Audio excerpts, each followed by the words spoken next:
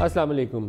Corps commanders conference تھی آج، اور اس کا جو اعلامیہ جاری ہوا ہے اس میں کہا کہ نیشنل ایکشن پلان کی امپلیمنٹیشن کے لیے تمام سٹیک ہولڈرز کو اور حکومت کا خاص طور پر ذکر ہے مکمل سپورٹ دی جائے گی اس کی انفورسمنٹ کے حوالے سے۔ یہ بڑی امپورٹنٹ سٹیٹمنٹ ہے کیونکہ نیب کے اوپر بار بار سوال اٹھتے ہیں کہ نیب بنایا تو گیا تھا لیکن ہم نے پوری ایمانداری کے ساتھ اس کے اوپر عمل درآمد نہیں کیا۔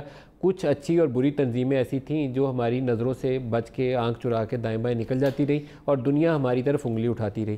اب ریسنٹلی جب ایف اے ٹی ایف والے معاملات سامنے آئے ہیں تو ایف اے ٹی ایف کے اندر جہاں انہوں نے منی لانڈرنگ کے اوپر اور ٹیرر فائنانس کے اوپر سوالات اٹھائے ہیں، وہاں پر کچھ ایسے ٹیڑھے سوالات تھے کہ ہمارے ایک حساس پروگرام کی جو فنڈنگ ہے، یہ لاسٹ میٹنگ کے اندر جو 49 پوائنٹس تھے اس کے اوپر بھی انہوں نے سوال اٹھا لیا۔ کیونکہ موقع کیوں ملا انہیں؟ موقع اس لیے ملا کہ وہ کہتے ہیں کہ آپ نے جماعت الدعوہ، فلاح انسانیت فاؤنڈیشن ہے، جیش محمد، ان تنظیموں کے نام لیے گئے میٹنگ کے اندر کہ آپ نے ان کے اوپر ویسے عمل درآمد نہیں کیا جس طرح کالعدم تنظیموں کے ساتھ سلوک کیا جانا چاہیے تھا۔ تو اس کے بعد ایک دباؤ والی کیفیت موجود ہے اور حکومت کو اپنے مفاد میں، پاکستان کے مفاد میں بہت ساری چیزیں کرنے کی ضرورت ہے، جس میں یہ ہمارے فیک کرنسی جو فیک اکاؤنٹس کھل جاتے ہیں بینکنگ چینلز کے اندر، اس کے اوپر کارروائی کرنے کی ضرورت ہے۔ پاکستان میں ہنڈی حوالہ کے ذریعے یہاں سے سرمایہ نکل کے دبئی کے بینکوں میں جیسے منتقل ہوتا ہے، اس کے اوپر کام کرنے کی ضرورت ہے۔ کالا دھن جو پراپرٹی میں لگتا ہے اس کے اوپر کام کرنے کی ضرورت ہے، اور اسی طریقے سے وہ کالعدم تنظیمیں جو کسی طریقے سے پاکستانی سرزمین کو، پاکستان کے اندر یا پاکستانی سرزمین کو استعمال کرتے ہوئے کسی اور ملک کی طرف دہشت گردی کے لیے استعمال کرتی ہیں، مکمل ود این آئرن ہینڈ کچلنا پڑے گا تاکہ ہماری طرف کوئی انگلی اٹھانے کے لیے کسی کے پاس جواز باقی نہ ہو۔ دوسرا اور بڑا ایشو جو ہے وہ پاکستان کی اقتصادی صورتحال کے حوالے سے، جو ایف بی آر کے ابھی پروویژنل نمبر ظاہر کرتے ہیں، 300 ارب کا ٹیکس ریونیوز میں 9 ماہ کے اندر خسارہ ہو چکا ہے۔ جتنے پیسے اکٹھے ہونے چاہیے تھے اس سے ہم نے 300 ارب روپیہ کم اکٹھا کیا ہے۔ اگر اس کو تحریک انصاف کے جلسوں کے طریقے سے بیان کیا جائے تو 30,000 کروڑ روپیہ مجھے کہنا چاہیے، 300 ارب نہیں کہنا چاہیے، کہ 30,000 کروڑ روپیہ ہم نے ٹیکس ریونیو جو اکٹھا کرنا تھا ہم نے نہیں اکٹھا کیا۔ اب اس کی سزا کیا ملے گی؟ سزا یہ ملے گی کہ جب 30 جون ختم ہوگا تو ہمارا خسارہ اتنا بڑھ چکا ہوگا، اس کو پورا کرنے کے لیے ہمیں مزید قرضے لینے پڑیں گے۔ ایک جو آج بھی ہمیں فائنانس منسٹر کے بیانات سے پتہ چلتا ہے کہ ہم ایک flexible exchange rate mechanism adopt کرنے جا رہے ہیں آئی ایم ایف کے ساتھ ایگریمنٹ کے نتیجے میں۔ فلیکسیبل ایکسچینج ریٹ یہ ہوتا ہے کہ آپ کا مارکیٹ ڈریون ریٹ ہوتا ہے، جیسے جیسے روپے کے اوپر دباؤ آئے گا وہ نیچے گرے گا، آرٹیفیشلی آپ اس کو سپورٹ نہیں دے پائیں گے۔ لیکن ایک سال کے اندر روپیہ 104 سے بڑھ کر 142-43 پہ مارکیٹ میں بک رہا ہے، تو فلیکسیبلٹی اور کتنی درکار ہے؟ اس کے نتیجے میں جو برآمدات بڑھی ہیں وہ 1.8% بڑھی ہیں۔ تو ایک ایسی صورتحال ہے جہاں پر ہم بہت ہی مشکل صورتحال دیکھ رہے ہیں کہ آنے والے دنوں میں مہنگائی جو ہے لوگوں کو پریشان کرے گی، ہمارے پاس اتنے وسائل نہیں ہوں گے کہ ہم اپنا فسکل ڈیفیسٹ فائنانس کر لیں، مزید قرضے لیں گے، تو دباؤ آئے گا، اور دباؤ کے نتیجے میں شاید پاکستان تحریک انصاف کو سب سے پہلے اپنے گھر کے اندر دیکھنا چاہیے انٹرنل اکاؤنٹیبلٹی کہ کس نے پرفارم کیا ہے، کون ناکامی کی طرف لے کر گیا ہے اس ملک کو۔ اور اس میں ٹیکس والا معاملہ بہت سینسٹیو اس لیے ہے کہ ریونیو ہو آپ کے پاس، آپ وسائل اکٹھے کر رہے ہو تو آپ کے پاس خرچنے کے لیے پیسے ہوتے ہیں، آپ ترقیاتی اسکیمیں نئی شروع کر سکتے ہیں، لوگوں کی غربت ختم کرنے کے لیے، اکنامک ایکٹیویٹی جنریٹ کرنے کے لیے۔ لیکن اگر آپ نے جو ٹارگٹ سیٹ کیا ہوا ہے اسی میں 300 ارب کا شارٹ فال ابھی ہے اور 30 جون تک آپ کا یہ 450-500 ارب روپیہ ہو جائے گا، تو سب سے پہلے جن لوگوں نے اس ناکامی سے دوچار کیا، ایک ان ہاؤس بیٹھیں، پرائم منسٹر اپنی میٹنگ کمیٹی کو بلائیں، سارے وزراء کو بلائیں اور دیکھیں کہ کیوں ناکامی ہوئی ہے۔ کچھ لوگوں کی اکاؤنٹیبلٹی کریں، اگر کسی کے خلاف کارروائی کرنے کی ضرورت ہے تو کارروائی کریں، اگر کیپیسٹی نہیں ہے ایف بی آر کے اندر اس کو ٹھیک کرنے کی ضرورت ہے وہ کریں، اگر ٹیم لیڈر ناکام ہے تو اس کے اوپر کارروائی کریں۔ اسی طریقے سے اسٹیٹ بینک کی طرف دیکھنا پڑے گا کہ کیا اس میں یہ صلاحیت موجود ہے کہ ایکسچینج ریٹ مینجمنٹ کیسے کرنی ہے۔ انٹرسٹ ریٹ کے اوپر بہت سے لوگ تنقید کر رہے ہیں کہ جو پالیسی ریٹ آپ 10.75% پہ لے گئے اس سے آپ نے پوری مارکیٹ کو روک کے رکھ دیا، اتنے بڑے ریٹ کے اوپر کیسے کوئی کام کرے گا۔ اور انٹرسٹ پیمنٹس جو آپ 1300-1400 ارب روپیہ دے رہے تھے، اس سال آپ نے 1800-1900 ارب روپیہ دینی ہے انٹرسٹ ریٹ ہائیک کی وجہ سے۔ تو یہ تمام ایشوز بڑے ٹیکنیکل نوعیت کے ہیں، لیکن یہ پاکستان کی اقتصادی صورتحال اور سروائیول اس وقت ان تمام معاملات کے ساتھ جڑی ہوئی ہے۔ دونوں کو آج کے پروگرام میں ڈسکس کریں گے۔ اسٹوڈیوز میں جو مہمان شخصیات ہیں، عثمان ڈار صاحب ہیں ہمارے ساتھ پاکستان تحریک انصاف سے، معاملے خصوصی ہیں وزیر اعظم کے، انصار عباسی صاحب ہیں سینئر جرنلسٹ، دونوں کو خوش آمدید کہوں گا۔ طلال چودھری صاحب پاکستان مسلم لیگ نواز سے ہمارے ساتھ ہوں گے فیصل آباد سے، طلال صاحب آپ کو بھی خوش آمدید کہوں گا۔ عثمان ڈار صاحب آپ کی اجازت سے انصار سے پروگرام شروع کرتے ہیں تاکہ ایک انڈیپینڈنٹ اوپینین ہمیں مل جائے۔ انصار آپ بتائیے گا، یہ جو صورتحال آپ کو پہلے تو اس ایف اے ٹی ایف والے معاملے سے دیکھتے ہیں، کیا ہماری کمٹمنٹ ہے کہ پاکستانی سرزمین سے ہم نے ان تنظیموں کا صفایا کرنا ہے, ٹیرر فائنانس کا کوئی راستہ نہیں چھوڑنا, منی لانڈر جو ہوتی ہے اس کو روکنا ہے, یہ تمام چیزیں ہم نے چور دروازے جو بند کرنے ہیں؟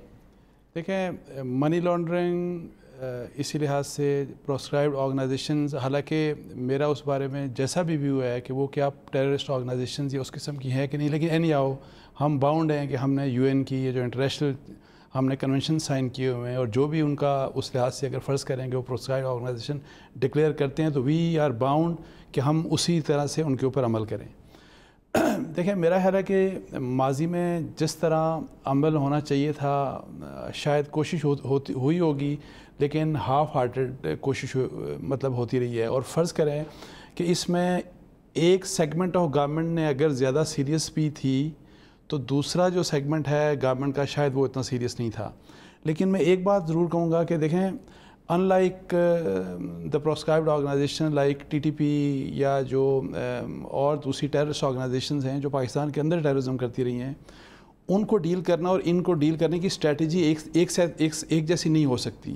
سو میں اس بات کے اوپر آپ کو فوجی کارروائی کرنے کی ضرورت نہیں ہے. جی ان کی مین اسٹریمنگ بیکاز ایک بات طے ہے کہ انڈیا کے متعلق فرض کریں الزامات ان کے اوپر لگے, وہ بھی ایک الگ بحث ہے کہ کیا اس کے اوپر ٹرائل کیا ہوا, اس کے اوپر ایویڈنس کی ہمارا کیا سٹانس ہے, انڈیا کا کیا سٹانس ہے, ہماری کورٹس نے کیا کیا, that is something else. لیکن جیسے میں نے کہا کہ ہم باؤنڈ ہیں کہ ہمیں اس کے اوپر عمل کرنا ہے. مین اسٹریمنگ جس طرح ہونی چاہیے ان کی, اس کے لیے کیا ہم یہ سمجھاتے ہیں جو انٹرنیشنل جو بھی پلیئرز ہیں, FATF ہے واٹ ایور, کہ اس میں تھوڑا سا ٹائم زیادہ لگے گا ایز اگینسٹ آپ ملٹری آپریشن کرتے ہیں جس طرح ماشاءاللہ 2-3 سالوں میں جو آپریشن ہوا آفٹر دسمبر 2014 اس نے رزلٹس پاکستان میں دیے, ٹی ٹی پی اور دوسری جو آرگنائزیشنز ہیں. لیکن اس کی مین اسٹریمنگ, لیکن اس کے باوجود میں کہتا ہوں اس میں ٹائم تھوڑا سا زیادہ لگے گا, لیکن اگر وہ ایفرٹ ہوئی ہوتی تو میرا خیال ہے کہ ابھی حالات بہت ڈفرینٹ ہو سکتے. عثمان ڈار صاحب, لیکن ایک اور بات سوری ڈار صاحب, لیکن جس وقت ہم ان کی مین اسٹریمنگ کے بعد کہ آئیں آپ پالیٹکس کر لیں, جو کہ پالیٹکس انہوں نے کی بھی, مطلب ابھی جب لاسٹ پولیٹیکل جو الیکشنز ہوئے اس میں جو جماعت الدعویٰ کی جو پولیٹیکل سائڈ تھی انہوں نے الیکشن بھی لڑے ملی مسلم لیگ کے نام. بالکل. تو لیکن کیا ہمیں اس کو انکریج کرنا چاہیے یا اس کو ڈسکریج کرنا چاہیے؟ میں نے یہ دیکھا ہے کہ ہم اس کو ڈسکریج بھی ساتھ کرتے رہے ہیں. ویسے ان تمام لوگوں کی اور تمام آرگنائزیشنز کے جو ہیڈز ہیں اس میں سب سے زیادہ جس کے ساتھ آپ سینسبلی ڈیل کر سکتے ہیں وہ حافظ سعید صاحب ہیں. بالکل. اور وہ حافظ سعید صاحب کو انگیج کر کے آپ کو جو بھی پاکستان کا مفاد ہے آپ ان سے ڈسکس کریں کہ ہمیں اس پوری تنظیم کو ڈس انگیج کرنا ہے اس چیز سے. دنیا ہمارے اوپر تلوار لے کے کھڑی ہے تو آپ ہمارے ساتھ مدد کریں. تو وہ میرے خیال میں سینسیبل آدمی ہے, بہت ریزنیبل آدمی. عثمان ڈار صاحب, دیکھیں مل صاحب, میں سمجھتا ہوں کہ یہ نیشنل ایکشن پلان کی جو امپلیمنٹیشن ہے FATF کا ایک الگ ٹھیک ہے جی, وہ جو بھی اکاؤنٹیبلٹی ہو رہی ہے یا جو بھی ان کا ایک پریشر ضرور ہے, لیکن اس کی ضرورت ہمیں ایز اے نیشن بھی ہے. پاکستان کے اندر سٹیبلٹی ہوگی. آپ نے دیکھا جب پیک پہ تھی ٹیررزم تو کتنا معیشت کا اور کس طرح سے پاکستان میں تقریباً فارنرز نے آنا چھوڑ دیا تھا. تو اگر ہم سب کولیکٹیولی مل کے اس پہ سیاست نہ کریں, کوئی بھی سیاسی جماعت ہے, یہ ایک نیشنل ایشو ہے, نیشنل سیکیورٹی کا ایشو ہے, اس کے اوپر ہم سب مل کے کولیکٹیو ایفرٹ کے ساتھ نیشنل پلان پہ امپلیمنٹیشن کریں, اس کے جو نکات ہیں ان کے اوپر عمل درآمد کرنے کی ضرورت. اور میں سمجھتا ہوں کہ یہ کوئی حالی فیڈرل گورنمنٹ کی ذمہ داری نہیں ہے, اس میں پروونشنل گورنمنٹ بھی انوالو ہے. پیپلز پارٹی کی سندھ میں اپوزیشن جماعتیں آپ سے کہہ رہی ہیں, تھوڑا سا میں اس کو آگے اگر لے کے چلوں تو وہ کہتی ہیں کہ آپ وزیر اعظم پارلیمان کے اندر آئیں اور پارلیمان کے اندر بیٹھ کے ڈسکس کرتے ہیں کہ نیب کو کیسے لے کے چلنا ہے, ملٹری کورس اور بنانی ہے کہ نہیں بنانی. تو یہ ایشوز کے اوپر آپ کو تھوڑا سا نرمی اختیار کرتے ہوئے ان کو امبریس کرنا چاہیے. پارلیمان کو آپ ان کیمرہ کر سکتے ہیں, لیکن آپ جائیے پارلیمان. اب اگر یہ نرمی, ان کے الفاظ میں نرمی یہ ہے کہ جو ان کے کیسز چل رہے ہیں کرپشن کے, منی لانڈرنگ پہ, جب تک یہ اپنے اندر سے اس چیز کو ختم نہیں کریں گے کہ شاید گورنمنٹ اس کے پیچھے ہے, شاید نیب کے پیچھے ہم ہیں, جو زرداری صاحب کے یا بلاول بھٹو صاحب کے کیسز چل رہے ہیں. میاں صاحب کو اگر جیل میں علاج ٹھیک نہیں مل رہا تھا تو اس کے اوپر بھی ہمارے اوپر انگلیاں اٹھائی جا رہی تھی. آج اللہ تعالیٰ انہیں صحت دے, زندگی دے. 1 ہفتہ ہو گیا لیکن ابھی تک پتہ نہیں کس ہاسپٹل میں وہ گئے ہیں, علاج ہوا ہے نہیں ہوا. ٹویٹ بھی آتے تھے مریم بی بی کے لیکن خاموشی ہے. تو وہ پالیٹکس ہو رہی تھی, اسی کو یہ کہتے ہیں جی گورنمنٹ کا رویہ ٹھیک نہیں ہے. اگر ان سب چیزوں پہ ہم آنکھ بند کر لیں تو پھر ہمارا رویہ بھی ٹھیک لگے گا, گورنمنٹ بھی ٹھیک چل رہی ہوگی. تو ان تمام چیزوں کو میں سمجھتا ہوں بڑی آپ نے ایک زبردست بات کی ہے بینامی اکاؤنٹس کی, جس کا میں سمجھتا ہوں بڑا عمل دخل ہے اس نیشنل ایکشن پلان میں. پچھلے 2 سال سے جو بینامی اکاؤنٹس کے اوپر قانون سازی کی سارے معاملہ چل رہے تھے, الحمدللہ ہماری حکومت اب باقاعدہ اس کے اوپر بینامی اکاؤنٹس پہ قانونی ایکشن شروع کر دیا ایک قسم کا. وہ بھی ان لوگوں پہ سے بسم اللہ ہونے لگی ہے. ملک صاحب آپ کے پروگرام میں کہتا جاؤں جن کا نام JIT میں آئے ہیں, JIT کے ناموں کی روشنی میں اس پروسیس کو شروع کیا جائے. کہیں نہ کہیں سے تو شروع کرنا تھا. آپ کے کتنے لوگ ہیں اس میں؟ جو بھی ہوگا اکراس دا بورڈ ہوگا, چاہے وہ نون کا ہے, PP کا ہے, PTI کا ہے. بالکل ایک بریف سی بات, FATF کا ایک پولیٹیکل بھی اسپیکٹ ہے, انٹرنیشنل پالیٹکس کا. جیسے آپ کو پتہ ہے کہ جب انہوں نے گرل کرنا ہوتا ہے مختلف بہانے, جس طرح آپ کہہ رہے ہیں کہ ابھی ایک سینسٹیو ایریا بھی آ گیا ہے, یہ ابھی ڈالا ہے انہوں نے, پہلے ابھی ڈالا ہے. سو دیکھیں کیا ہم ڈپلومیٹیکلی جو ہمارے دوست یار ہیں اور جو بڑے اچھے بھی ہیں, انفلوئنشیل ہے, لائک چائنا ہے, ٹرکی ہے, سعودی عرب ہے, اور بہت سے, بلکہ یورپ میں بہت سے ممالک ہیں, کیا یہ والی بات ہم ان کو سمجھاتے ہیں, سمجھا سکتے ہیں؟ بیکاز یہ FATF اور جو اس طرح کے بہت سے انٹرنیشنل جو کنونشن کے ٹولز ہیں, امریکہ ہمارے خلاف ہمیشہ استعمال, جب ہمیں آرم ٹویسٹنگ کرنی ہوتی ہے وہ اس طرح کرتے ہیں. تو سو یہ بھی ایک مائنڈ سیٹ ہمارا. میں طلال صاحب کے پاس جاؤں گا لیکن آپ کی بات میں صرف ایک اتنا اضافہ کروں گا کہ ہمیں وہ تمام ایکسکیوزز مکانے پڑیں گے جس کی وجہ سے ہماری آرم ٹویسٹنگ ہوتی ہے. چائنا نے ابھی بھی ہمارا UN لیول کے اوپر جو یہ جیش محمد کے ایشو کے اوپر ٹیکنیکل ہولڈ کر کے اس نے ہمیں دوبارہ گنجائش پیدا کی ہے ہمارے لیے, تو ہمیں ان کا شکریہ بھی ادا کرنا چاہیے. لیکن یہ ایشو جو آپ اٹھا رہے ہیں یہ بڑا امپورٹنٹ ہے. طلال چودھری صاحب آپ بتائیے گا, یہ FATF کے معاملات اور کالعدم تنظیمیں اور پارلیمان کے اندر بحث ہو یا علیحدہ پارلیمنٹری لیڈرز کے ساتھ شاہ محمود کی دعوت نامہ جو ہے, کیسے اس کے اوپر بات کری جائے کہ کیسے آگے بڑھنا ہے؟ بسم اللہ الرحمن الرحیم. دیکھیے جی, ایک تو بڑا یہ سیریس معاملہ ہے اور ہمیں ان معاملات کو صرف سیاست کی نظر نہیں کرنا چاہیے, اور کم از کم ہمیں تاریخ سے سیکھنا چاہیے. اور ہم بھی ایز اے اپوزیشن انشاءاللہ تعالیٰ وہ رول پلے نہیں کریں گے کہ جب کوئی وزیر اعظم یا حکومت یا پاکستان کا قومی مفاد کسی بھی اقدام کا متقاضی ہو یا وہ اقدام ہونا چاہیے, تو اس وقت اس کو کبھی ڈان لیکس کے نام پہ, کبھی کسی اور نام سے, کبھی ہم غدار بنا دیتے ہیں, کبھی توہین رسالت کا مجرم بنا دیتے ہیں, صرف اس لیے کہ اس وقت ٹارگٹ جو ہوتا ہے وہ اس وقت کی سیاسی جماعت یا اس کا لیڈر ہوتا ہے اور اپنی مرضی کا کوئی سیٹ اپ بنانے کی کوشش ہو. تو سب سے پہلے ہمیں, میرا خیال ہے, یہاں تک پہنچنے کے یہ والے سارے معاملات بھی سوچنا چاہیے. اور اس میں ایک بڑی سینسٹیوٹی ہے, ہم کالعدم جماعتیں کہہ دیتے ہیں مگر کچھ جماعتیں اس طرح نہیں کالعدم. اور یہ بالکل بجا کہا انصار عباسی صاحب نے بھی اور آپ نے بھی کہ کچھ جماعتیں ایسی ہیں کہ جن کے سامنے قومی مفاد رکھنے کی ضرورت ہے, پاکستان کا انٹرسٹ, اور اس کے بعد انہیں سمجھانے کی ضرورت ہے. میرا خیال ہے بہت سارے اقدامات شاید حکومت کو نہ کرنے پڑیں, وہ خود سے کر لیں, اور یہ ان سے بیٹھنے کی بات ہے. مگر ان کو اگر ہم یہ والا ان کو محسوس کروائیں گے یا پرسیپشن یہ بنے گی کہ انہیں خدا نخواستہ استعمال کیا گیا ہے, کبھی انتخابات میں استعمال کیا گیا ہے, کبھی کہیں اور استعمال کیا گیا ہے, تو پھر ہو سکتا ہے وہ بھی ریئیکٹ کریں, ہو سکتا ہے وہ بھی اعتماد نہ کریں.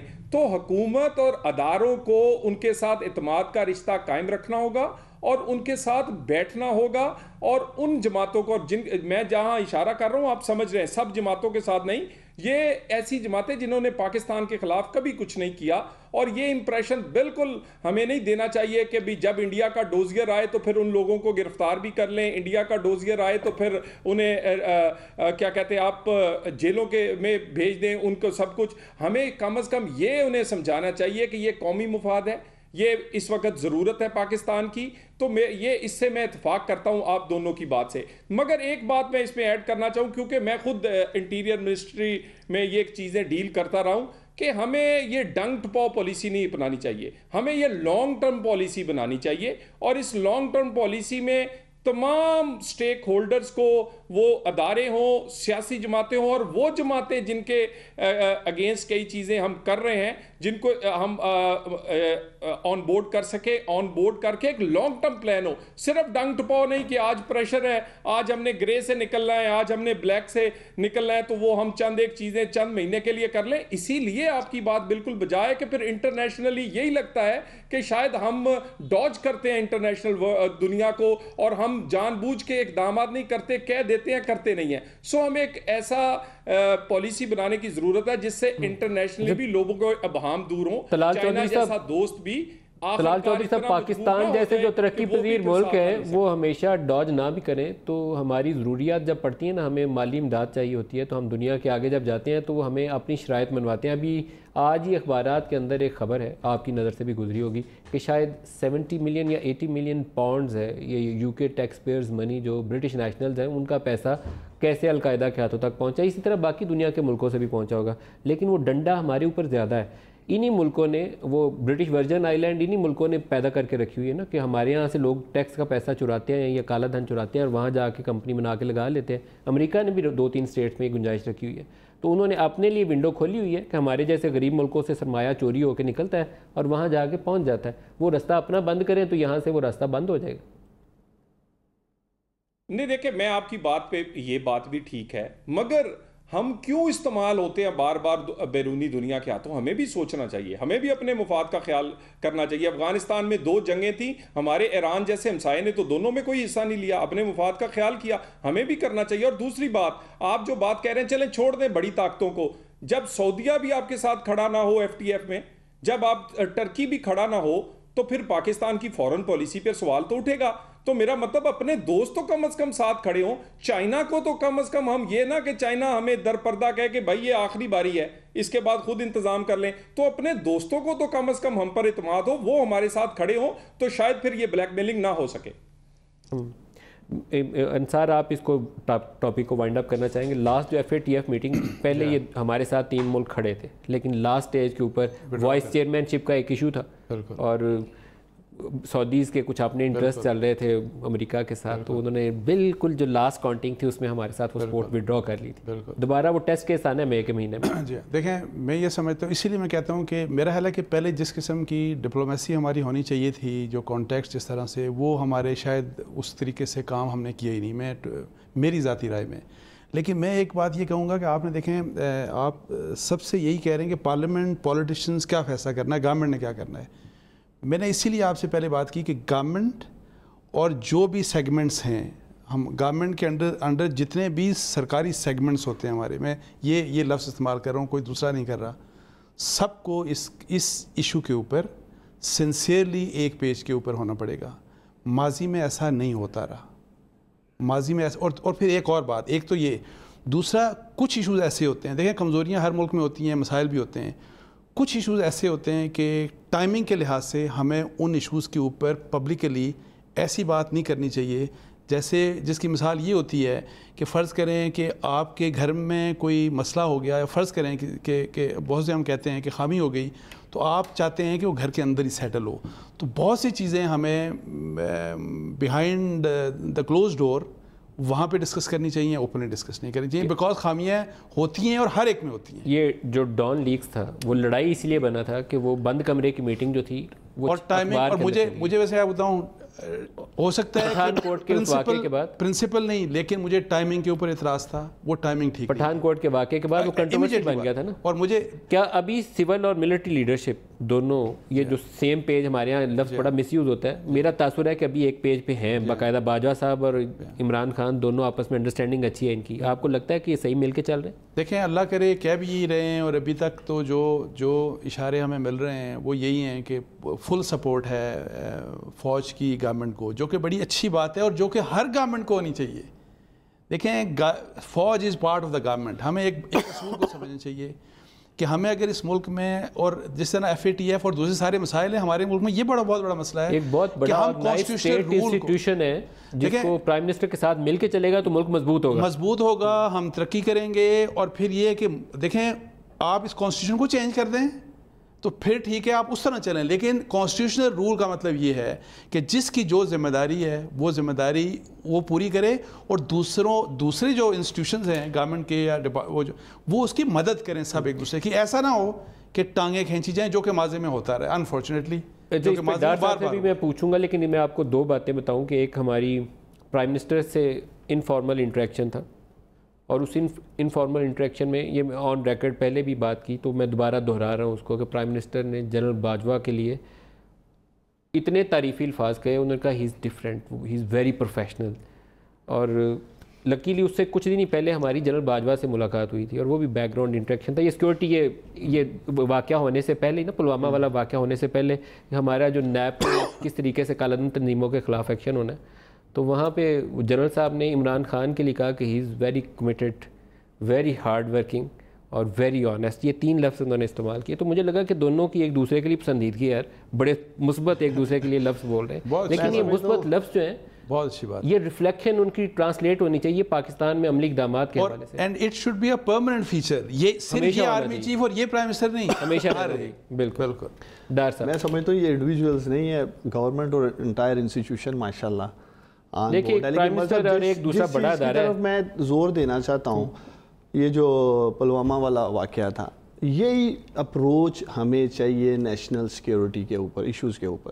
اپوزیشن، گورنمنٹ سب ایک پیج پہ تھے. ہم کم از کم اگر ہم اپنے نیشنل سیکیورٹی کے ایشو پہ متحد رہیں گے، تو جو ہم باہر فارن ڈپلومیسی کی بات کر رہے ہیں، اور جس طرح طلال صاحب کہہ رہے تھے کہ جو 2-3 ممالک کا انہوں نے نام لیا جی ان کو آن بورڈ لیں، تو میں تو اپنے بھائی کو یہ کہوں گا کہ پہلے ہم خود تو آن بورڈ ہو جائیں سارے اکٹھے. نیشنل ایکشن پلان کے اوپر اجلاس ہوتا ہے اور آپ دیکھتے ہیں جی پیپلز پارٹی والے کہتے ہیں جی ہم نہیں آئیں گے، بائیک آؤٹ ہے، دوسری طرف وہ انگلیاں بھی اٹھاتے ہیں جی کام نہیں ہو رہا. تو پہلے ہمیں میوچولی ایک ایسی انڈرسٹینڈنگ کی ضرورت ہے کہ کم از کم یہ ایک ڈیسائیڈڈ فیکٹر ہونا چاہیے کہ نیشنل سیکیورٹی کے ایشوز کے اوپر ہم نے کوئی سیاست نہیں کرنی. پھر ہی ملزم ہم آگے بڑھ سکتے ہیں. اگر ہم پالیٹکس کی آڑ میں یہ کہیں گے گورنمنٹ کام نہیں کر رہی، میں کہوں گا جی سندھ میں پولیس کام نہیں کر رہی، آپ نے بینڈ آؤٹ فٹس کے لیے سندھ میں کیا کیا ہے. تو اگر ہم کلیکٹیولی ایفرٹ کریں گے تو یہ آپ کے سامنے ہی اللہ تعالیٰ نے پھر جو کامیابی دی، کس طرح سے جو ایک جنگی جنون سوار تھا بھارت پہ، اس کو منہ توڑ جواب دیا، کیونکہ ہم اندرونی طور پہ مضبوط تھے. مل صاحب جب ہم اندر سے کھوکھلے ہوں گے، اندر سے ہم ایک نہیں ہیں، تو باہر والا تو بڑی آسانی سے پھر ہمارے اوپر انگلیاں بھی اٹھائے گا اور حملہ بھی کرے گا. اچھا طلال چودھری صاحب، اس میں ٹاپک کو اس لاسٹ کویسچن پہ آپ سے کلوز کروں گا. آپ کچھ تجویز دینا چاہیں گے کہ یہ معاملات کیسے آگے بڑھنے ہیں؟ ملٹری کورٹس ایک خاص تھورنی ایشو ہے، اس کے اوپر ملٹری کورٹس کو رہنا چاہیے یا نہیں رہنا چاہیے؟ ہم ریگولر کورٹس کو اتنا مضبوط ابھی تک نہیں کر پائے، سوالیہ نشان ہے. کیا فوری طور پر پارلیمان سے ایسی قانون سازی کر سکتے ہیں، وٹنس پروٹیکشن ہو جائے، جیٹ بلیک ٹیررسٹ کو سزا دینے کے لیے ہم ججز کے لیے کوئی فیس لیس کورٹس بنانے میں کامیاب ہو جائیں؟ ان تمام چیزوں کے لیے آپ کو مل بیٹھنا پڑے گا. حکومت قانون سازی سادہ بھی نہیں کر سکتی، کانسٹیٹیوشنل امینڈمنٹ تو دور کی بات ہے.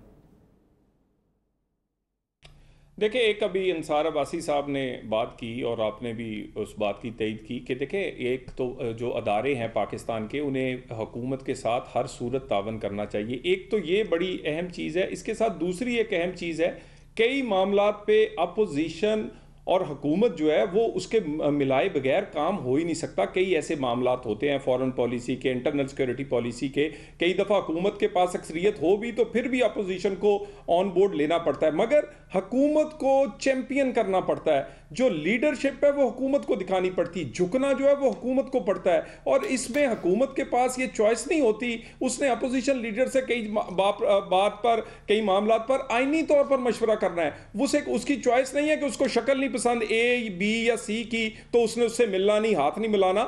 تو ہمیں یہ کئی قومی مفاد اور کئی ایسے آئینی ذمہ داری ہیں، اس میں حکومت کو چیمپئن کرنا پڑے گا. آپ کو یاد ہوگا ملک صاحب، 2 دفعہ کورٹس بنی، انتہائی شدید اختلافات تھے، دھرنا جاری تھا اور بے شمار اور چیزیں تھیں، مگر ہم نے ان کے استعفوں سمیت انہیں بھی اپنے سینے سے لگائی رکھا. ان کو واپس ایوان میں بھی لائے، ہم وزیر اعظم ہاؤس بھی لے کر گئے، ہم نے کنسنسس بھی پیدا کیا، کیونکہ میاں نواز شریف اور خاقان عباسی صاحب نے ایک لیڈرشپ دکھائی، چیمپئن کیا کاز کو. جب آپ کاز کو چیمپئن نہ کریں اور پھر آپ فوکل پرسن بنا دیں اور اوائڈ کریں کہ اپوزیشن جماعتوں سے ملنے سے، تو میرا خیال ہے پھر اس طرح کا معاملہ، اس طرح کی ترمیم ممکن نہیں ہوتی. ابھی انصار نے ایک ذکر کی کہ گھر کے اندر کچھ باتیں لڑائیاں ایسی ہونی چاہیے کہ جو گھر کے اندر ہی نبھ جائیں تو زیادہ اچھی رہتی ہے، اگر وہ سرے بازار آ جائیں تو پھر آپ کی حیثیت کمزور پڑ جاتی ہے۔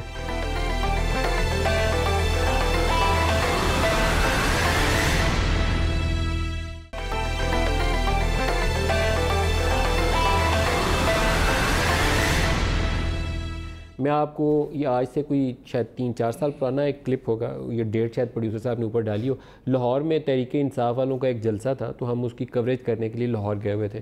اس وقت بھی صورتحال یہ تھی کہ عمران خان شاید کوشاں تھے کہ جہانگیر ترین اور شاہ محمود کسی طریقے سے ان کی آپس میں جو ایک اختلافی کیفیت ہے سیاست کی، دو رائیول گروپس ہیں، انڈیویجول نہیں گروپس ہیں پورے ایک دوسرے کے مخالف، تو یہ آپس میں مل جائیں تو ہماری جو سیاست ہے، اس وقت PMLN کے خلاف یہ بڑے اگریسولی جلسے جلوس کرتے تھے، شہروں کو لاک ڈاؤن کرتے تھے، تو وہ زیادہ کامیاب ہو جائے گی۔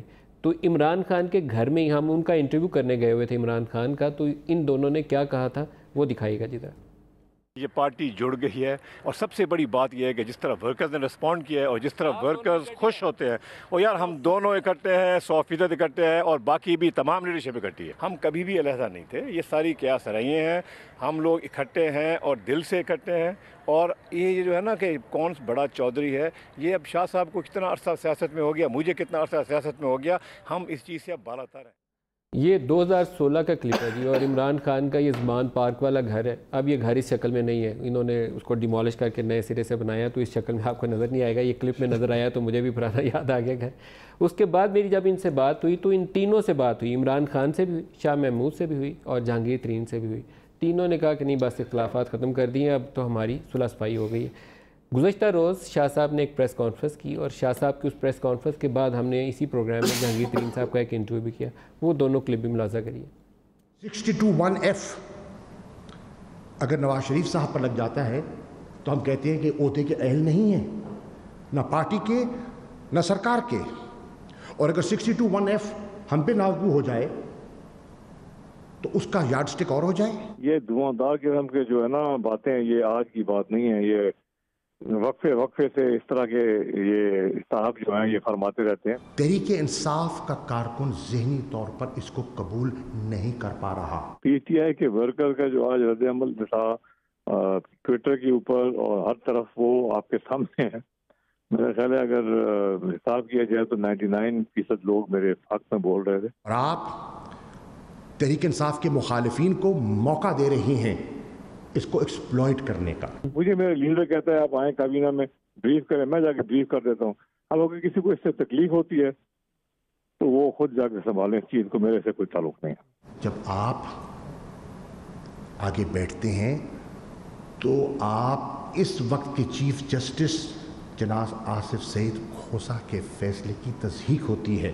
میرا لیڈر ہے عمران خان، میں عمران خان کے ساتھ ہر قسم کے مسائل میں اوپر اونچ نیچ میں کھڑا رہا ہوں اور کھڑا رہوں گا۔ اب اگر عمران خان صاحب مجھے کہتے ہیں کہ آپ کابینہ کو بریف کریں زراعت کے بارے میں، تو آپ قریشی صاحب جو ہیں وہ جا کے عمران خان سے کہیں کہ آپ غلط کہہ رہے ہیں اور آپ کو یہ نہیں کرنا چاہیے اور آپ غلط فیصلے کر رہے ہیں، وہ کہیں جا کے ان سے خود ہی بات کریں۔ جب آپ آ کر میٹنگز کو پریزائڈ کرتے ہیں تو اس پر اعتراض اٹھتے ہیں اور بات چھپتی نہیں ہے۔ خان صاحب نے کہا کہ مجھے پتا کیا ہو رہا ہے، جہانگیر ترین ایگریکلچر کے معاملے میں ایک ایکسپرٹ ہے جس کو میں نے ذمہ داری دی ہوئی ہے، اور انہوں کو میں ریکویسٹ کروں گا کہ اگلی کیبنٹ میٹنگ میں وہ آگے بریف کریں۔ جب آپ اصولوں پر سیاست کرتے ہیں جو عمران خان نے کی ہے تو اس کو پذیرائی ملتی ہے۔ بٹ شاہ صاحب کو اللہ کرے کہ تھوڑا صبر آئے، میں یہی دعا کر سکتا ہوں ان کے لیے۔ یہ تو ان کی داخلی تقسیم ہے جس پہ میں ڈار صاحب سے پوچھوں گا، اور ایک انہوں نے اکانومی کے حوالے سے بڑی سخت قسم کی آبزرویشن دی تھی ترین صاحب نے، پروگرام کے آگے چل کے تھوڑا سا وہ پروڈیوسر صاحب نکال کے رکھیے گا، وہ بھی سناتے ہیں کہ اکانومی کس طریقے سے مینج ہو رہی ہے، اس ٹیم کے متعلق ان کی کیا رائے ہے۔ لیکن ڈار صاحب آپ ترین صاحب کے ساتھ کھڑے یا شاہ صاحب کے ساتھ کھڑے؟ مل صاحب میں عمران خان صاحب کے ساتھ کھڑا ہوں، پرائم منسٹر کے ساتھ اور پاکستان کے ساتھ کھڑا ہوں۔ ترین صاحب کو میٹنگ میں آنا چاہیے تھا، دیکھیں پریزنٹیشن دینی چاہیے تھی، یا 62(1)(f) کی روشنی میں گھر رہنا چاہیے تھا؟ دیکھیں 62(1)(f) یہ نہیں کہتا ہے، 62(1)(f) میں آپ کے لیے پارلیمنٹ کے دروازے ضرور بند ہیں، لیکن 62(1)(f) کی یہ انٹرپریٹیشن نہیں ہے کہ آپ عملی سیاست نہیں کر سکتے یا پولیٹیکل سرگرمیوں میں حصہ نہیں لے سکتے۔ اور دوسری طرف آپ کے خیال میں یہ ٹھیک تھا ان کا آنا؟ میں آتا ہوں اس بات پہ. دیکھیں دوسری طرف مل صاحب پرائم منسٹر صاحب کو بھی قانون اجازت دیتا ہے کہ وہ کسی کو بھی بلا سکتے ہیں ایڈوائز لینے کے لیے, کسی کی بھی ایکسپرٹیز ہیں. ٹھیک اس طرح کہ مل صاحب آپ ماشاءاللہ اس پروگرام کو ہیڈ کر رہے ہیں, اگر میں یہ اعتراض کروں کہ طلال چودھری بھی نااہل ہیں تو وہ آپ کے پروگرام میں بیٹھے ہیں کیونکہ وہ پولیٹیکل ایکسپرٹ ہیں اور وہ رائے دینا چاہتے ہیں, لیکن یہ آپ کا استحقاق ہے, آپ نے انہیں ایز اے گیسٹ بلایا. اسی طرح پرائم منسٹر اگر بلاتے ہیں جہانگیر ترین صاحب کو اور ان کی پولیٹیکل ایکسپرٹیز ہیں, ان کی اسٹرانگ بیک گراؤنڈ ہے اس کی زراعت کی, تو اس کے اوپر نہ ان کے اوپر کوئی فنڈز کا کنٹرول ہے, 290 ارب روپے کی جو بات کی جا رہی ہے کوئی وہ اس کے چیئرمین نہیں لگا دیے گئے, کوئی ان کو پبلک آفس نہیں دے دیا گیا جس کو وہ ہولڈ کرنے جا رہے ہیں. تو میں سمجھتا ہوں کہ اگر ایک شخص کی ایکسپرٹیز سے قوم کو فائدہ ہوتا ہے, ملک کو فائدہ ہونا چاہیے. لیکن مجھے جس چیز سے آپ کے خیال میں درست فیصلہ تھا ان کو بلانا چاہیے. دیکھیں میں یہ سمجھتا ہوں کہ یہ دونوں ہمارے سینئر رہنما ہیں, میں ان کا احترام بھی کرتا ہوں. جو اصل بات ہے یہ بند کمرے میں بھی ہو سکتی تھی, جو بھی تحفظات تھے شاہ صاحب کے, لیکن اگر ترین صاحب کی ایکسپرٹیز سے فائدہ لیا جا سکتا ہے تو بلانا درست فیصلہ ٹھیک ہے. میں تو وہی کہہ رہا ہوں اگر فائدہ دے رہے ہیں کہیں بغیر بچ رہے ہیں آپ, کہیں کہ درست فیصلہ یا غلط فیصلہ. دیکھیں میں تو پرائم منسٹر کے ڈیسیژن کے ساتھ کھڑا ہوں. اگر وہ کابینہ کے اجلاس میں آ رہے ہیں تو میرے وزیر اعظم کی مرضی سے آ رہے ہیں تو میں اپنے پرائم منسٹر کے ساتھ کھڑا ہوں. میں نے تو آپ کو پہلے ہی کہا کہ میں عمران خان صاحب کے ساتھ کھڑا ہوں. ترین صاحب کو آنا چاہیے تھا. دیکھیں میرا خیال ہے کہ ان پرنسپل اگر ان کی پارٹی کی کوئی میٹنگ ہوتی ہے اس میں اگر آ جاتے ہیں تو مجھے کوئی اعتراض نہیں, بیکاز ظاہر ہے ان کی پولیٹیکل پارٹی کے لیے, ان کی پالیٹکس کے لیے ترین صاحب کافی امپورٹنٹ ہیں. لیکن میرا خیال ہے کہ دیکھیں ایک سینٹیٹی ہوتی ہے کیبنٹ کی اینی ہاؤ. میرا نہیں خیال کہ کیبنٹ کی میٹنگ میں بلانا چاہیے تھا, اور عمران خان کو اس لیے بلانا چاہیے تھا. عمران خان نے تو یہ بھی کہا تھا کہ کوئی بھی 62-63 کے تحت اگر نااہل ہوتا ہے تو وہ تو پارٹی سے میں نکال دوں گا. سو پارٹی سے تو نکالنا دور کی بات, تو آپ نے کہا کیبنٹ کی, اور یہی مشورہ زراعت کے اوپر ویسے میں آپ بتاؤں پرائیویٹلی دیا جا سکتا تھا. آپ بنی گالہ میں آپ اپنے کچھ کیبنٹ کے لوگوں کو بٹھا کے کر سکتے تھے, لیکن انفارچونیٹلی یہ نہیں ہوا. لیکن اس کا ایک پازیٹیو جو سائڈ ہے for even P T I کہ اس لڑائی کی وجہ سے یہ جو پیٹرول بام شام گرا سارا کچھ وہ تھوڑا سا سبسائڈ ہوا, اور لوگ زیادہ اس کو ڈسکس کر رہے ہیں, میڈیا سارا چیئر پہ لیٹر لوگوں نے کل نہیں بات کی. ترین اور شاہ محمود کی لڑائی جو تھی وہ ہیڈ لائن بن گئی. وہ زیادہ یہ آپ نے جو سٹارٹ میں کلپ چلایا یہ میں ضرور آج بڑا زبردست کلپ آپ نے, وہ جو دونوں مل رہے ہیں اور ماشاءاللہ وہ ایسی لگ رہا ہے مولا جٹ اور نوری نتھ کا جو ہے نا آپس میں ملاپ ہو رہا ہے. وہ پورا یہ اس وقت آپس میں ہاتھ نہیں سے ملاتے. انٹرسٹنگ سچویشن یہ ہے کہ اس وقت بھی آپس میں ان کی کوئی بات چیت وغیرہ نہیں. دیکھیں میں ایک چیز معذرت سے انہوں نے بات کی ہے کہ ان کو پرائیویٹلی بلا لیتے. یہ پوری کیبنٹ کا سوال تھا کہ زراعت کے حوالے سے ہمیں پوری پریزنٹیشن دی جائے, چونکہ ان کو پتہ نہیں تھا وہ کیا رہا ہے. تو ایک یہ اسپیشل سرکمسٹانسز میں کہہ سکتا ہوں ترین صاحب کو بلایا گیا. وہ کوئی ریگولر نہیں بیٹھ رہے ہیں, وہ اس دن کے لیے آئے, انہوں نے پریزنٹیشن دی, اور اینڈ آف دا ڈے دیکھیں یہ ہماری کیبنٹ کا استحقاق ہے, وہ اس پالیسی کو یا جو بھی انہوں نے ڈاکومنٹ پریزنٹ کیا ہے اسے اپروو کرتے ہیں نہیں کرتے. لیکن اصل بات یہ ہے کہ 290 ارب روپے کا جو فنڈ ہے اس پہ کوئی کنٹرول نہیں ہے ان کا. ایک وہ چور راستہ نکالا تھا پی ایم ایل این نے, وہ کون سا تھا جی, وہ جو 230 تھا, وہ شک جس کو 230 تھی نا شک, جس کو پارٹی چیئرمین کے لیے گنجائش نکالی تھی. تو طلال صاحب سے پوچھتے ہیں کہ وہ 621F لگنے کے باوجود پارٹی چیئرمین شپ کے لیے پی ایم ایل این نے ایک وہ راستہ نکالا تھا, چور راستہ, جس کی باقی کنٹروورسی کو میں ابھی نہیں چھیڑوں گا کہ وہ کس بل میں ڈالا گیا تھا. وہ شاٹ ڈاؤن ہو گیا آپ کا معاملہ سارا. تو اب کیا ترین صاحب کے لیے یہ درست ہے, مناسب ہے کہ وہ چلے جائیں کیبنٹ میٹنگ میں, یا جیسے انصار نے کہا کہ وہ بنی گالہ میں چلے جاتے ہیں, انفارملی اپنی پالیسی بنا کے پریزنٹ کر دیتے اور پارٹی اسے اون کر لیتی؟ دیکھیں ایک تو حقیقت ہے, اور یہ کہ جہانگیر ترین صاحب نے اس پارٹی کو, میرا خیال اگر آپ نے ٹویٹ پڑھی ہو تو ایک تو کیا کہتے ہیں بہت کچھ دیا ہے. آج چیمہ صاحب نے ایک ٹویٹ کی ہوئی ہے اور اس میں انہوں نے کہا ہے کہ اگر کوئی چیلنج کرے تو وہ اس کا بھی وہ جواب دیں گے, کہ یعنی کہ پہلے دن جب وہ آئے ہیں تو بلٹ پروف گاڑی ساتھ لے کر آئے گے, اور آج کے دن تک بھی وہ جہاز سے لے کر پھر اس کے بعد بہت سارا آپ جنوبی پنجاب دیکھ لیں, باقی معاملات ان کے کئی رابطہ کار کے طور پر, یعنی کہ انویسٹمنٹ سے لے کر رابطہ کار بھی وہ تھے. پھر اس کے بعد آدھی سے زیادہ کیبنٹ تو بھرتی انہوں نے کروائی ہے. یعنی ابھی فواد چودھری صاحب کو جو انہوں نے چند دنوں کے لیے بچایا وہ جہانگیر ترین صاحب نے بچایا ہے. تو یہ میرا مطلب یہ ایک حقیقت ہے اور اس حقیقت کو ہم جھٹلا نہیں سکتے. باقی عمر چیمہ کی آپ کو پاناما لیکس کی خبر کے علاوہ باقی تمام خبریں بہت اچھی لگتی ہیں, صرف وہ خبر پسند نہیں آئی جب اس نے کہا کہ 4 پراپرٹیز جو ہیں 16 ہے اور 17 ہے کہ مے فیئر اپارٹمنٹس جو ہیں میاں صاحب چلے. میں نے تو کہا ہے کہ چلے اگر آج یہ ہمیں کہا نہیں پسند, آج جو انہوں نے کہا ہے میں تو اسے کوٹ کر رہا ہوں اور وہ چیلنج کرتے ہیں, تو میرا خیال ہے اب اگلی بات دیکھیں نا, اب گزارش کیا ہے. دیکھیں حقیقت یہ ہے کہ 62-63 ہو, نیب کا قانون ہو, سارے لوگ اس پر کسی نہ کسی وجہ سے تنقید ضرور کرتے ہیں, مگر اس کو بدلنے کے لیے, کیونکہ یہ تو کبھی بھی نہیں بدلیں گے, یہ تو وہ دیکھیں نا فیض آباد دھرنے کا ڈیسیجن آیا, کبھی عمل نہیں کریں گے کیونکہ یہ تو بینیفیشری ہیں دھرنوں کے, یہ بینیفیشری ہیں نیب کے قانون کے اور اس کے غلط استعمال کے, یہ حکومت یہ بینیفیشری ہیں 62-63 کے, کیونکہ یہ تو آپ بتائیے گا کہ فیض آباد دھرنے کا جو آرڈر آیا ہے اس کی روشنی میں اس حکومت کو کیا کرنا چاہیے؟ میرا خیال ہے اب اس کے لیے یہ بڑا کلیئر انہوں نے بہت کچھ لکھا ہوا ہے, اس پہ انہیں عمل کرنا چاہیے. یہ ہمیشہ کہتے تھے یہ یاد دہانی کروا دیں, کیا کریں, کھڑے ہیں سپریم کورٹ کے پیچھے کھڑے ہیں, اور یہ سپریم کورٹ کے پتہ نہیں پیچھے سے نکل کے اب کہاں چلے گئے ہیں, یعنی اس پر عمل کرنا چاہیے. اور دوسرا یہ بار بار کیا کریں سر, یہ بھی بتا دیں کیا کریں اس فیصلے کی روشنی میں اس میں کلیئر لکھا ہوا ہے, اس میں بتانے کی ضرورت ہی نہیں, وہ پڑھیں ایک ایک چیز اس میں لکھی ہوئی ہے کہ کون کون سے اقدامات ہونے چاہیے, کیا کیا کرنے چاہیے اسے مستقبل میں روکنے کے لیے. اور دوسری بات ابھی یہ قانون اس پہ بھی امپلیمنٹیشن ہوگا, قانون اجازت دیتا ہے, اصغر خان کیس کا قانون اجازت دوبارہ اوپن ہو گیا ہے, وہ نہیں ہوگا. میں اس پہ بھی آتا ہوں. ڈاکٹر صاحب ابھی فرما رہے تھے کہ قانون اجازت دیتا ہے وزیر اعظم جس کو مرضی بلائیں, تو یہ قانون شاہ محمود قریشی صاحب کو بھی پڑھا دیں, مہربانی کریں. میرا مطلب ہے آپ یہ کم از کم اگر آپ کا وزیر جو خارجہ ہے وہ تو زیادہ زور لگا رہا ہے کہ جہانگیر ترین کو بلیک لسٹ میں ڈالا جائے, اسے کہ پاکستان کو بچائے بلیک لسٹ میں جانے سے. میں نے تو سیدھی بات کہی ہے, اپنی لڑائیوں سے چھوڑیں. طلال صاحب میں نے سیدھی بات کہی ہے کہ اگر ندیم ملک صاحب آپ بھی نہل ہیں, اس پروگرام میں بیٹھے ہیں, میں بھی اعتراض اٹھا سکتا ہوں, آپ نے مجھے ایک نہل شخص کے ساتھ بٹھا دیا, لیکن میں تو یہ بات نہیں کر رہا. میں سمجھتا ہوں آپ میں کچھ پولیٹیکل ایکسپرٹیز ہیں بات کرنے کی, اس لیے ملک صاحب نے آپ کو بلایا ہے. اب اسی طرح اگر آپ جہانگیر ترین پہ الزام لگا رہے ہیں اس کو وہاں نہیں بیٹھنا چاہیے, اور میں سمجھتا ہوں کہ اس چیز سے باہر آنا چاہیے اس بحث سے. میاں نواز شریف صاحب کا اور ترین صاحب کا موازنہ ہی کوئی نہیں.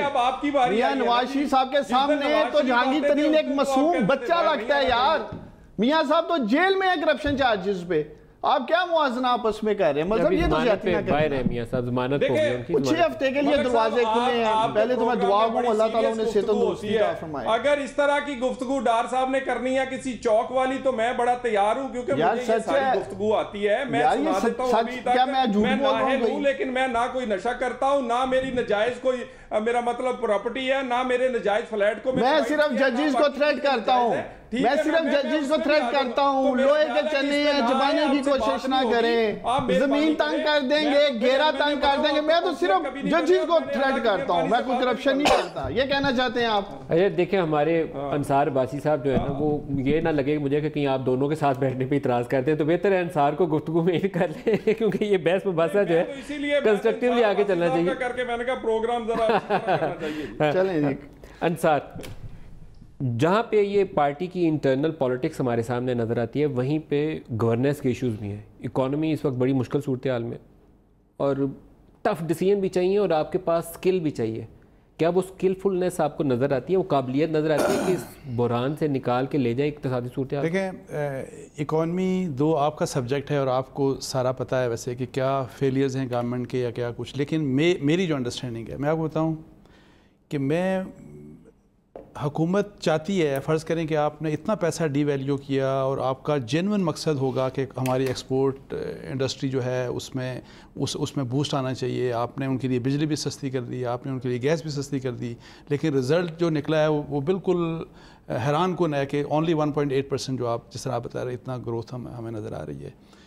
اوور آل جتنے بھی انڈیکیٹرز ہیں وہ تمام مطلب ہے کہ ریونیو کلیکشن آپ دیکھ لیں, جو جس طرح سے قرضے لیے جا رہے ہیں جس سپیڈ سے, اگر یہ قرضے اسی سپیڈ سے اکٹھا نہیں ہوگا تو قرضے تو لینے پڑیں گے, اور یہ اگر اسی طرح لیے جاتے رہے تو 30,000 کے 5 سالوں میں شاید 60,000 ارب روپیہ اللہ نہ کرے پہنچ جائے گا.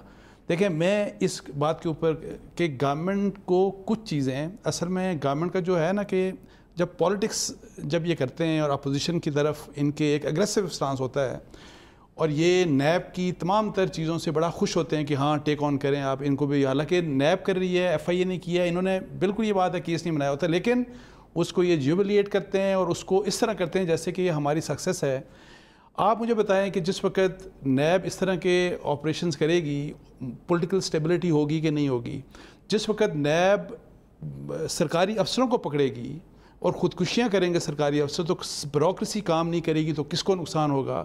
جس وقت ہر پاکستان کے بڑا جو بزنس مین ہے, آپ جانتے ہوں گے ہر بڑا بزنس مین اس کی فائل کھلی ہوئی ہے نیب کے پاس, ان لوگوں کی بھی جن کو ابھی انہوں نے ایوارڈ یوم پاکستان والے دن ایوارڈز دیے ہیں ان کی بھی فائلیں کھلی ہوئی ہیں. مجھے بتائیں اس ماحول میں جس نیب کو آپ صرف پولیٹیکل ریزن کی وجہ سے آپ خوش ہو رہے ہیں, سب سے بڑا ان کا فیلئر وہ نیب یعنی کہ وجہ وہ نیب بنا بیکاز بیوروکریسی کام نہیں کر رہی. عمران خان صاحب بھی بار بار کہہ چکے ہیں اور ایوری باڈی نوز کہ بیوروکریسی کام نہیں کر رہی. لیکن اس پہ پی ٹی آئی والوں سے میں آپ سے کھلی بات کرتا ہوں, یہ ساتھ انہوں نے بھی یہ آرگومنٹ کرنا ہے, یہ کہتے ہیں یہ نیب بنا کے گئی تھی پہلی حکومت اور اپوزیشن مل کے, اس میں ہمارا کیا قصور ہے, اب اس کا کریں کیا اس نیب کا؟ نہیں میں اسی لیے کہہ رہا ہوں, یہ تو ہاتھ اٹھا کے پیچھے ہو جاتے ہیں. اسی لیے دیکھیں میں اسی لیے کہہ رہا ہوں, ایک تو آپ کو نیب کے بارے میں اگر انہوں نے نہیں کیا تو آپ کو اس لیے کرنا چاہیے کہ آپ کو ریزلٹس دینے ہیں, ایک چینج جو کہتے ہیں نا تبدیلی لے کے آئیں اکانومی.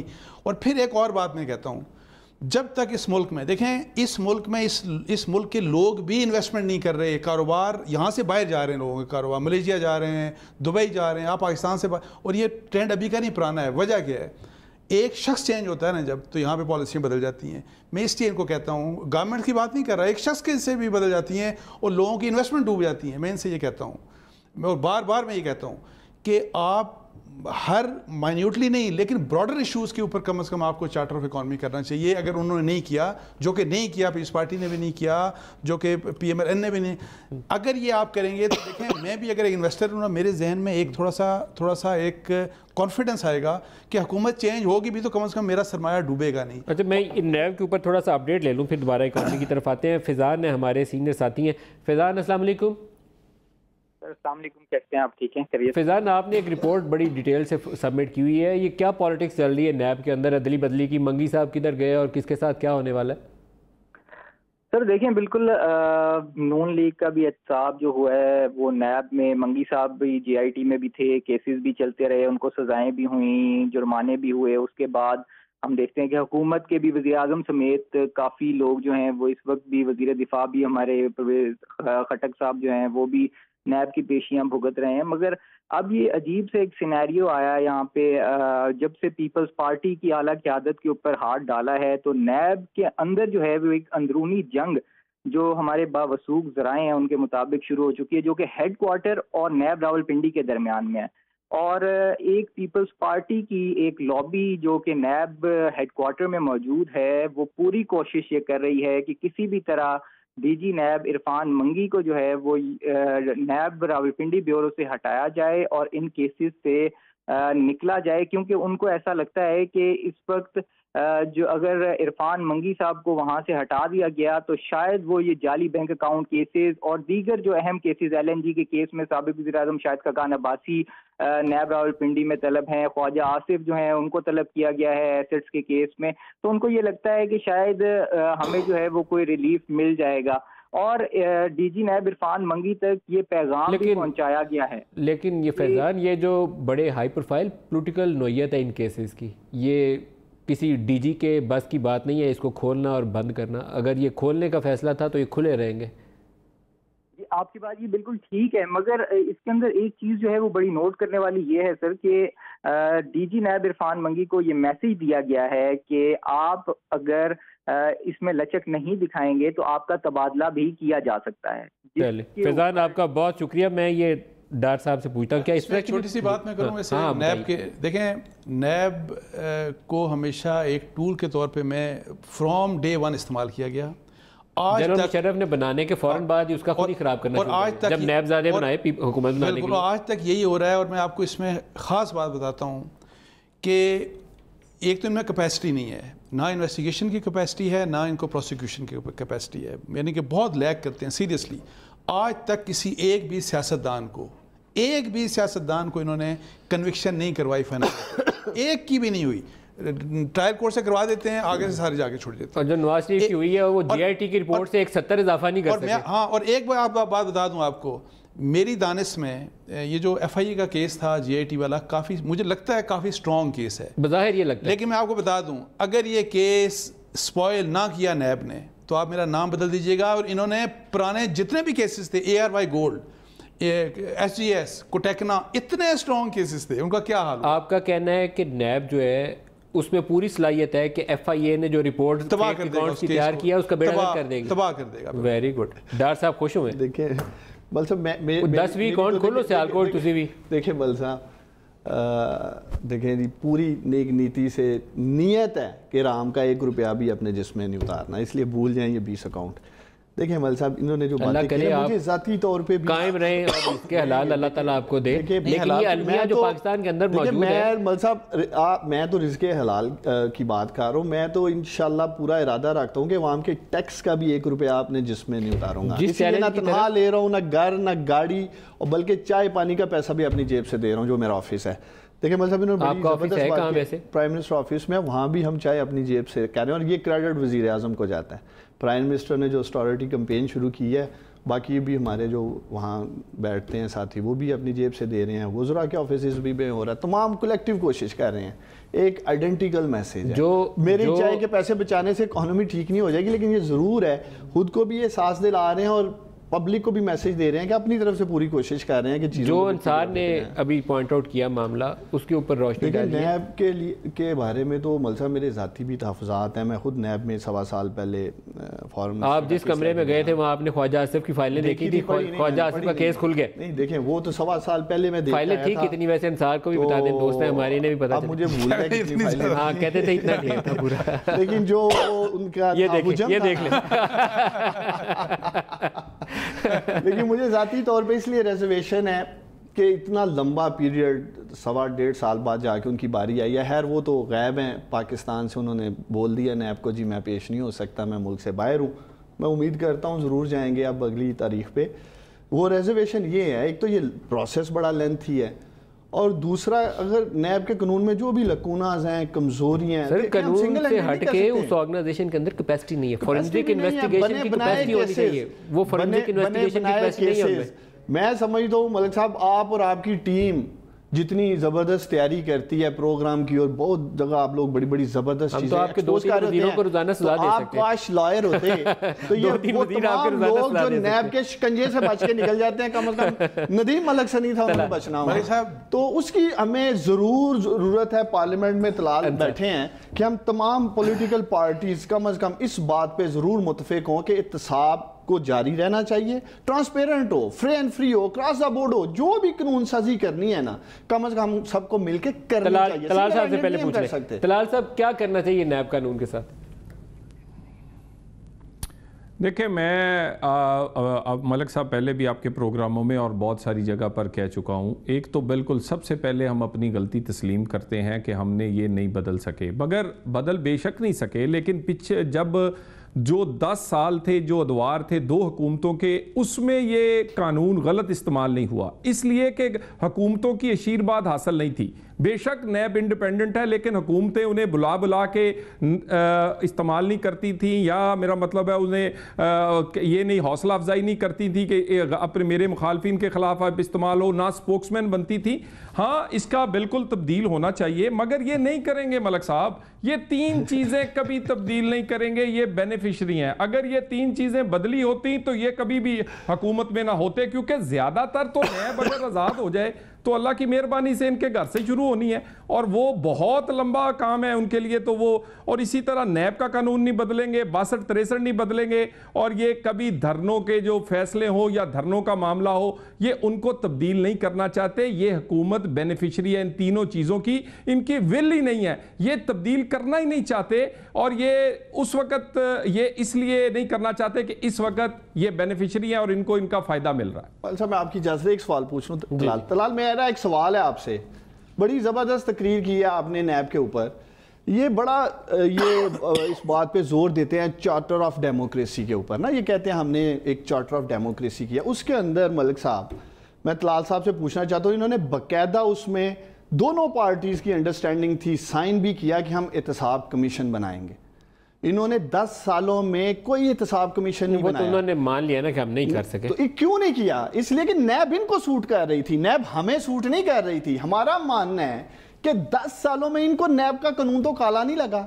10 سالوں میں ان کو یہ نہیں لگا کہ پیچھے سے کوئی گتھیاں ہلا رہا ہے. پچھلے 6-8 ماہ میں جو ہم نے آگے نیب کو صحیح معنوں میں آزاد کیا ہے, پولیٹیکل انٹرفیرنس ختم کیا ہے, اس لیے آج ان کو یہ نیب کالا قانون لگ رہا ہے. مکمکات تھا, نورا کشتی تھی, ایک دوسرے کی فائلوں کے اوپر بیٹھے ہوئے تھے. غلطی نہ کریں نا, دیکھیں ہم تو دعوت دے رہے ہیں صاحب, میں نے آپ کے پروگرام میں کہہ رہا ہوں آئیں مل کر پارلیمنٹ میں کرنے دیں لیجسلیشن اکٹھے. ان کو یہ غلطی نہیں کرنی چاہیے. اگر یہ جو کیسز پی ٹی آئی کے اگینسٹ ہیں, ایون مالم جبا کا کیس میں نے وہ اسٹڈی کیا ہے, میں آپ کو بتاؤں کہ that was the only investment in کے پی کے, اور وہ کہاں پہ جو جنگ کا علاقہ تھا وہاں پہ ایک انویسٹمنٹ ہوئی. بی آر ٹی اور مالم جبا میں سزا ہو سکتی ہے.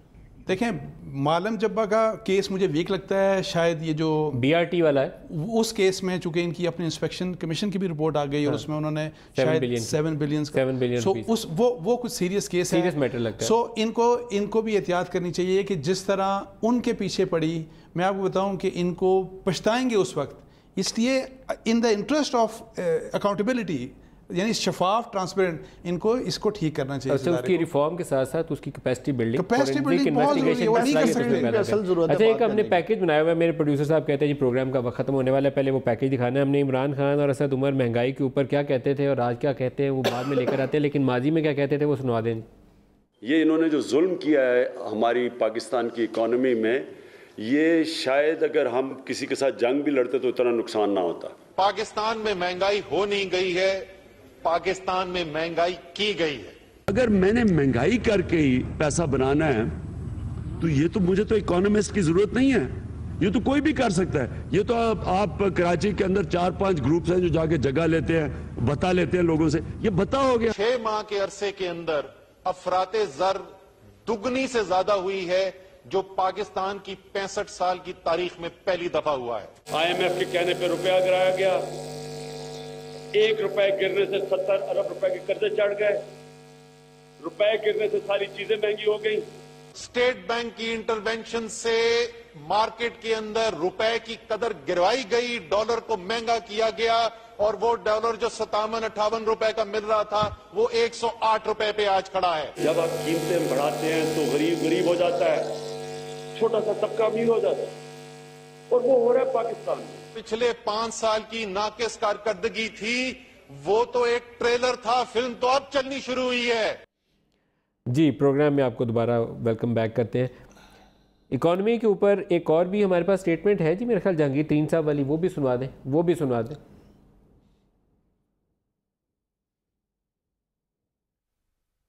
ایک اور ایشو ہے جس پہ میں چاہتا ہوں کہ آپ تھوڑی سی روشنی ڈالیے. ہم فواد چودھری سے پوچھیں. ویسے فواد چودھری بھی آپ کے حمایتی ہیں, آپ کے جوائن کرنے سے پہلے آپ کے حق میں بول رہے تھے. یہ بھی ایک بہت بڑا ایشو ہے, آپ کی اکنامک سائڈ جو ہے حکومت کی وہ جل نہیں کر رہی.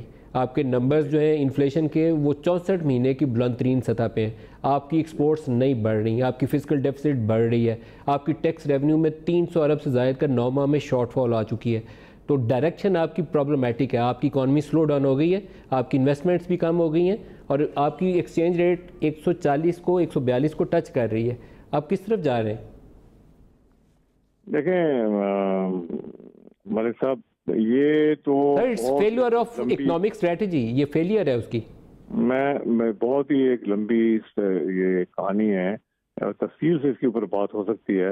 میں ہوں ایک ایکشن اورینٹڈ آدمی. میں ہمیشہ سے کہتا ہوں کہ ہمیں فیصلے جلدی کرنے چاہیے اور ہمیں وقت پہ فیصلے کرنے چاہیے. جب آپ وقت پہ فیصلے نہیں کرتے اور آپ دیر کرتے ہیں تو پھر آپ کو بہت سے مسائل کا شکار ہو جاتے ہیں.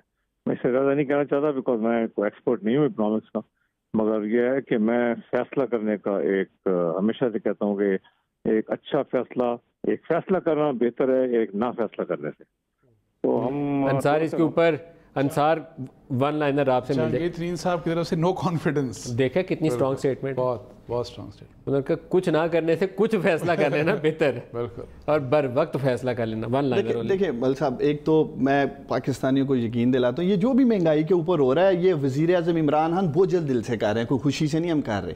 35-40 سال کا بگاڑ ہے ملک صاحب, اوور نائٹ ٹھیک نہیں ہو سکتا. آپ ہمیں 6-8 ماہ میں نہیں ذمہ دار ٹھہرا سکتے کہ ہم نے سب تباہ کر دیا. لیکن ایک بات جو میں کہہ کے جا رہا ہوں, اس ماہ ہم اپنا اکنامک روڈ میپ رکھنے لگے ہیں, آپ کے سامنے بھی, قوم کے سامنے بھی, اور اپوزیشن کے دوست جس چارٹر آف اکانومی انہوں نے انصار صاحب نے بات کی ہے, تو آئیں چارٹر آف اکانومی پہ ایک سیر حاصل گفتگو کرتے ہیں, بحث کرتے ہیں. انہیں اختلاف ہو سکتے ہیں ہمارے.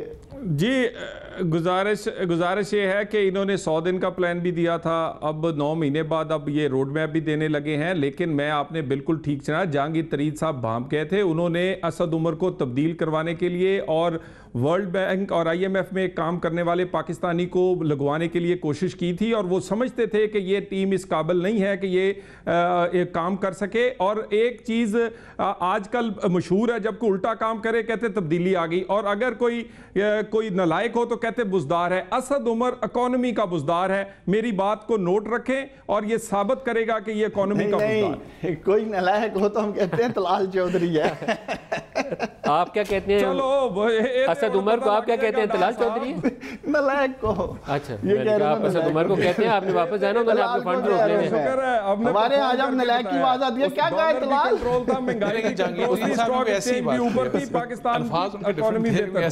بڑے مناسب طریقے سے بڑی سخت بات کر گئے. انصار عباسی صاحب, عثمان ڈار صاحب اور طلال چودھری صاحب, آپ سب کا شکریہ. آج کے لیے اتنا ہی, اجازت دیجیے, خدا حافظ.